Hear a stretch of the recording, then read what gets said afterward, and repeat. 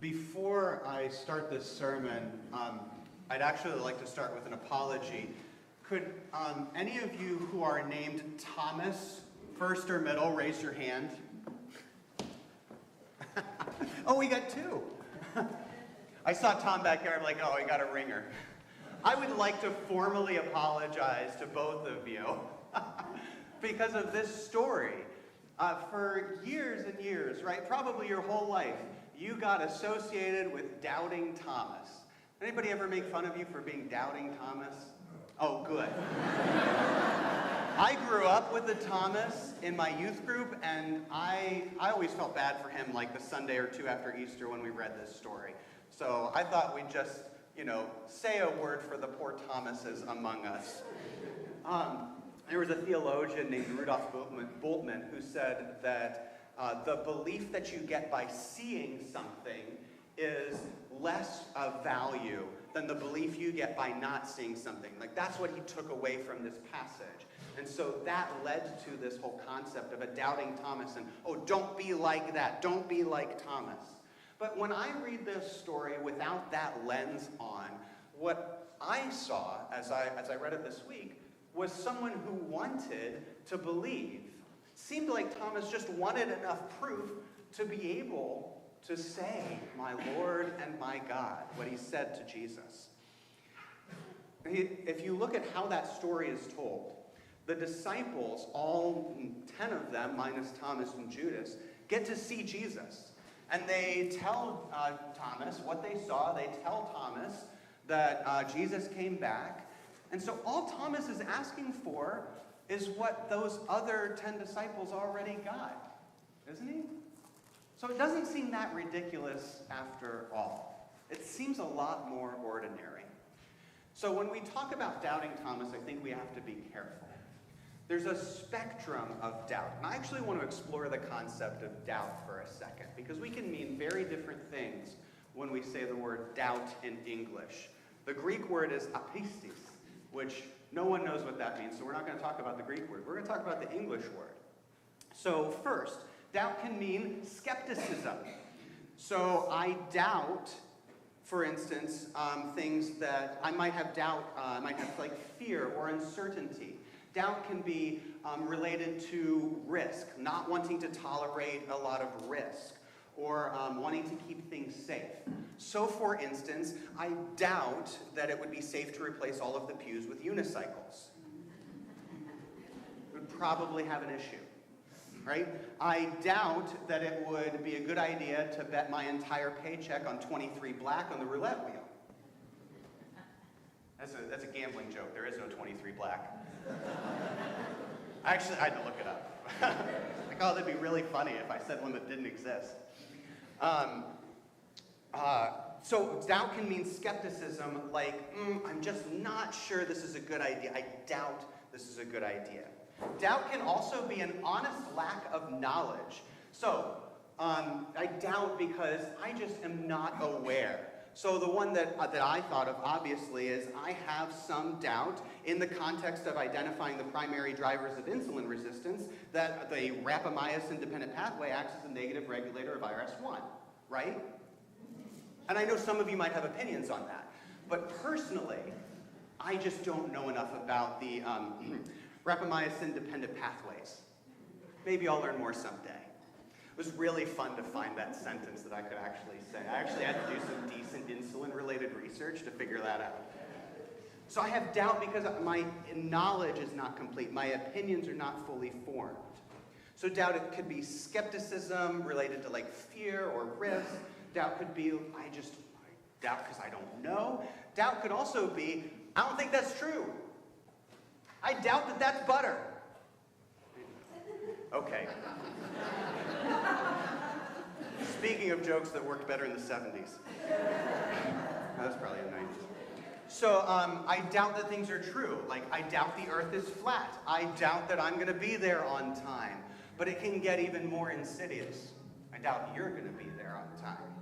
I doubt you really care about me. I doubt anything good is going to come of this. So doubt is a whole spectrum. When Jesus says, don't doubt, believe, we can question, well, what kind of doubt does he mean? What kind of doubt is he referring to? First, when we look at the Greek, I said no one knows what it is. We do have an idea, but people really argue about it. Jesus is saying, don't remain apistis. Start to be pistis. Don't be unbelieving, start to be believing. There's this act of becoming that Jesus is trying to talk about. Grow more faithful. So I read this as something that's really not about Thomas. And you can tell, did you hear what the last verse in that reading was? That last verse was not written to or about Thomas or Jesus. It was written to us, readers and hearers of the gospel. These were written down so that you might believe. So let's take that into account. Let's really listen to these words as if they were spoken to us. Let's put ourselves in Thomas's shoes and hear that phrase from Jesus said to us. Do not remain unfaithful, but become faithful. So what do you do with that? What doubts are you feeling? What unfaithfulness? What skepticism? What fear? What lack of knowledge? What just honest, I don't think that's true, lives in your heart?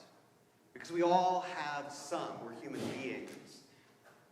The question is what you do with that doubt. Do you ignore it, or do you explore it? As pastors, Maggie and I are here to help you all explore doubts, explore faith. And I want to take it back to Artemis, because I'm a space nerd and a pastor, and Maggie's not preaching today. Sorry about your luck. So, if we are here, Sue, would you mind? If we are here, just lift it up, at home, at Earth, right where Sue is. Thank you. You don't have to hold it up. It's going to make your arms really tired. This is like staying close to home, relying on what we know in terms of faith and belief.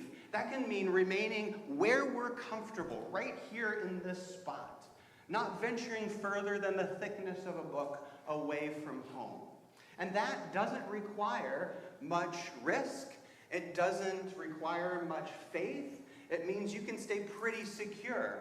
Your doubts don't really have to be addressed at all. But what Jesus is asking Thomas to do is to start to take steps and to get a little further away from the earth, get a little further away from home base, where we're comfortable, where our doubts are managed. Jesus is asking us to step out and embrace uncertainty, the unknown. Because think about what the astronauts were doing when they were about here. You know how fast they were going? They're incredibly fast. They're shooting like a bullet away from Earth. And the closer they get to the moon, the more they slow down. But you have to be thinking, no one else is out here. There's no safety ropes. We have to rely on the math. We have to rely on the support team back home to make sure that we're going to be able to slingshot around and come back. It does require bravery. It requires risk. It requires a little uncertainty and probably creates a little fear. Thomas was operating close to home, and Jesus asked him to step out in a way that no one had stepped out before. Not the Marys who came to the tomb and first saw the risen Jesus, not the other 10 disciples who saw Jesus come to them. Thomas was asked to go out and believe without that support, without that knowledge. No atmosphere around him, just trust. And so he wants there to be facts. He wants there to be some kind of knowledge to rely on. So he asks Jesus, he says to the disciples, I'm not going to believe until I see it, until I'm sure. And Jesus provides that proof. What I hear John saying as he wrote this is that Thomas couldn't have made the leap to believe in Jesus if he hadn't been willing to say, I don't believe, and I need support in order to do so. He was willing to step out. He just needed to know that the math was going to work, that he was going to be able to come back home. Growing in faith can be like flying to the moon. It can be like traveling off into the great unknown, going to the bottom of the ocean, or climbing off to the edge of a tree branch. These are often, going off to the edge of a branch is often the way we talk about it, stepping out in faith, stepping out on a branch. But the only other option we have is not exploring at all, staying right here. Thomas was willing to challenge that. He was willing to take the risk and ask, is this true? Is this real? To give himself what he needed to step out and say, my Lord and my God. Which is the other wonderful thing to note from this passage. Before Thomas in the Gospel of John, no one calls Jesus God. He is the first one to do it. Because he was willing to honestly express his doubts, because he was willing to step out, because he was willing to ask for what he needed, he found the truth. And through Thomas's example, we all now know that it's possible to step out in faith like that, not having seen Jesus, because we don't get that opportunity like those disciples did. And the writer of this gospel knew that we wouldn't, knew that we would need this story to understand. You don't have to see in order to believe. Thomas didn't see and asked for proof. And when he did that, he got it. So we have options with our faith. We can ignore our doubts, or we can explore them. If Thomas had ignored his doubts, he wouldn't have even asked the question, and maybe he wouldn't have come to believe. But because he explored them, he came to believe. And that's scary because it seems to damage his faith before it grows it. But that's when I start to think of faith and growing your faith kind of like lifting weights. So when you lift weights, you make these tiny tears in your muscles that heal and get rebuilt so that your muscles grow stronger. Or at least that's what I'm going with for the purpose of the metaphor. So if you know anatomy and physiology, tell me later. So you break it down a little bit in order to build it up, in order to get stronger. So, for instance, asking questions about why are there two different creation stories in Genesis, and how do we square a 7-day creation with evolution?